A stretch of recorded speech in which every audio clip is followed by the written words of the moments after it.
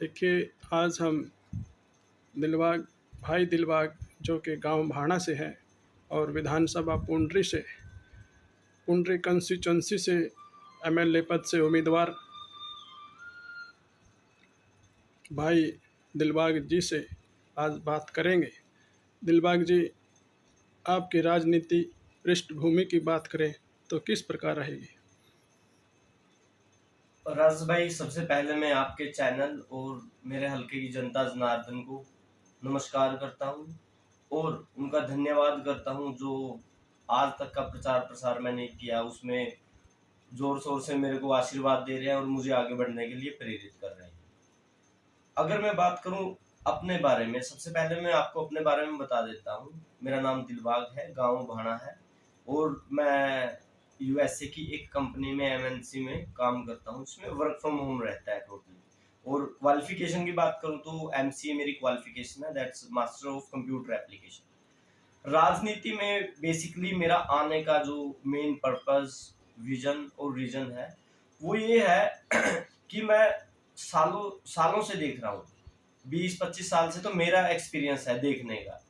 मेरे गांव, मेरे शहर, मेरा एरिया आज भी ऐसे का ऐसा ही है जैसे आज से 20 साल पहले था। इसका मेन रीजन क्या है? इसका मेन रीजन है आपकी मॉनिटरिंग, आपकी गवर्नमेंट, आपके लीडर। अगर आपके लीडर में क्वालिटी नहीं होगी और वो जागरूक नहीं होगा तो हालत ऐसी ही होनी है। हर एक आदमी की अपनी सोच होती है, वो हमेशा ये बोलता है कि सरकार ने या समाज ने मेरे को क्या दिया।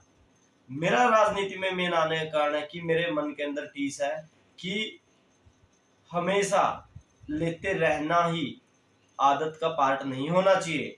हमारी भी नैतिक जिम्मेवारी है कि समाज के लिए कुछ करें और इसी उद्देश्य के साथ मैं राजनीति में आया हूं। और मैं आपको विश्वास दिलाता हूं कि आपका बेटा, आपका भाई अपने हलके के जनता जनार्दन की सभी समस्याओं का समाधान करते हुए एक टेक्निकल थॉट और अप्रोच को इम्प्लीमेंट करते हुए यहाँ का सुधार करूंगा और जनता की समस्याओं का निवारण करूंगा। दिलबाग जी, ये किस प्रकार संभव होगा? भाणा गांव से जैसे एक कैंडिडेट और है, उसकी बात करते हैं हम, जैसे सतवीर भाणा का हम नाम करें, सतवीर भाणा का हम जिक्र करें, तो आप भी इस भाणा गांव से आते हैं, तो ये किस प्रकार से कैसे संभव कर पाएंगे आप वोटों के लिए? देखिए, सबसे पहले मैं आपको बता दूं कि ये लोकतंत्र है। इसमें इलेक्शन लड़ने की और वोट देने की आजादी है। मेरे गांव से सतवीर भाई मेरे सीनियर हैं राजनीति में, मैं सीनियर ही बोलूंगा। उनका अपना हक है, उनका अपना विजन है, लेकिन मेरा अपना विजन है और मेरी अपनी अप्रोच है। एक घर में दो भाई भी अगर रहते हैं ना, उनकी भी थॉट प्रोसेस, काम करने का तरीका सबका अलग होता है। तो मेरा सतबीर भाई के साथ या किसी भी अन्य कैंडिडेट के साथ कोई कंपटीशन नहीं है। उनके अपने विजन है, मेरे अपने विजन है। हाँ, मैं एक चीज जरूर बोलना चाहूंगा कि जैसे मुझे 12 से 13 साल का एक्सपीरियंस है कंपनीज में काम करने का। गांव में मैं कबड्डी भी खेला हूँ, पढ़ा भी हूँ, मास्टर डिग्री भी मैंने की है। मैंने इतना जरूर सोच लिया है कि अगर मेरे को मौका मिलता है तो मैं जो ट्रेडिशनल काम चल रहे हैं, ट्रेडिशनल तरीके से जो नेता लोग काम कर रहे हैं, उनको फॉलो ना करते हुए एक टेक्निकल अप्रोच को फॉलो करते हुए हल्के का सुधार करूंगा। और दोबारा मैं बोलता हूं, लोकतंत्र है। मैं वोटरों को भी अपील करता हूं, कोई भी किसी प्रकार के किसी के झांसे में ना आए। आपका जिस पे कॉन्फिडेंस आता है, ट्रस्ट होता है, आपका दिल ठुका है जिस पे, उसको वोट दो, ये आपका अधिकार है। और मेरे गांव के और मैं आसपास के सभी गांवों से भी गुजारिश करता हूं कि लोकतंत्र है, इसमें सिर्फ वोट डालना ही काम नहीं है।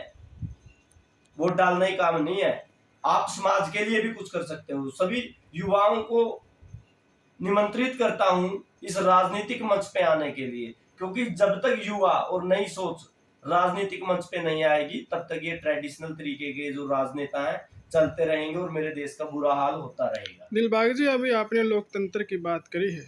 पुंडरी विधानसभा के अंदर, पुंडरी हलके के अंदर 52 के आसपास विलेज गांव आते हैं, तो लोगों के अंदर किस प्रकार की आप नीति नीति लेकर चले हैं, किस प्रकार की आप योजना आप लेकर चले हैं, किस प्रकार के आप मुद्दे रहेंगे जो लोगों को आप वोट मांगने के लिए आप एक नीति का प्रचार कर रहे हैं, उसके बारे में थोड़ा सा क्या कुछ कहेंगे? मैं सबसे पहले तो एक बात के लिए लोगों से प्रार्थना करूंगा, मेरे हल्का निवासियों को, मेरे देशवासियों को, ये सिर्फ हल्के तक ही सीमित नहीं है, कि जो लोग बड़े बड़े पोस्टर होल्डिंग और बंदे को ये देख के कि हाँ भाई इसके पास तो इतने करोड़ रुपए हैं, इसने तो इस इलेक्शन में 10 करोड़ रुपए लगा दिए, ये देखकर जो इन्फ्लुएंस होते हैं, इम्प्रेस होते हैं, वो ना हो। क्योंकि एक नॉर्मल बात है, जो आदमी, जो नेता जितने पैसे खर्चेगा वो सबसे पहले अपनी रिकवरी करेगा, उसके बाद वो अगले इलेक्शन की तैयारी करेगा। तो आप लोग मैंने गांव में सुने हैं कि भाई तो बेचारा मर गया, जमा 10 करोड़ ला दिए इसने, तो अरे ये तो समाज सेवा है। ठीक है, पब्लिसिटी के लिए एक माध्यम होना, एक लेवल की पब्लिसिटी करना ठीक है, लेकिन हद से ज्यादा जो करेगा वो पहले अपनी जेब भरेगा और फिर अगले इलेक्शन की तैयारी, तो इनसे बचने का है। और अगर मैं बात करूं मुद्दों की, आप शिक्षा व्यवस्था देख लो, शिक्षा व्यवस्था ना के बराबर है। यहाँ पे स्कूल गिरे पड़े हैं। अभी आपने प्रीवियसली सुना भी होगा कि एक स्कूल, सरकारी स्कूल था, वो गिर गया। ठीक है, भ्रष्टाचार का लेवल देख लो, गलियां हैं आपकी, पहले गलियां बना देंगे, फिर उसके अंदर से सीवरेज बिछाएंगे, उसको गली में पैड देंगे भाई, फिर रिपेयर का, फिर उसमें पानी का दाबेंगे, फिर रिपेयर का। 5 साल तक ये साइकिल चलता रहेगा। और ये मेरे देश की जनता जनार्दन के इनकम टैक्स का पैसा है, इसको इस तरीके से मैं वेस्ट नहीं होने दूंगा। इसके अलावा जातिवाद देख लो, पंडित है न्यू कहूंगे हम तो पंडित कैंडिडेट तो देवांगे, जाट है न्यू कहूंगे जाट तो देंगे, रोड है रोड आता है। हर कोई जाति सिर्फ आदमी का व्यक्तित्व नहीं देख रही है, वो देख रही है तो सिर्फ उसका जातिवाद, उसका जाति देख रही है। इसी बात पे मेरे को एक बात और याद आ रही है कि जात ना पूछिए साध की, पूछ लीजिए ज्ञान, मोल करो तलवार का, पड़ा रहने दो म्यान। जातिवाद से इन्फ्लुएंस होके जब तक आप वोटिंग करते रहोगे, उस टाइम तक आपका और आपके बच्चों का भविष्य अंधकार में रहेगा। ये मैं आपको लिख के दे सकता हूँ।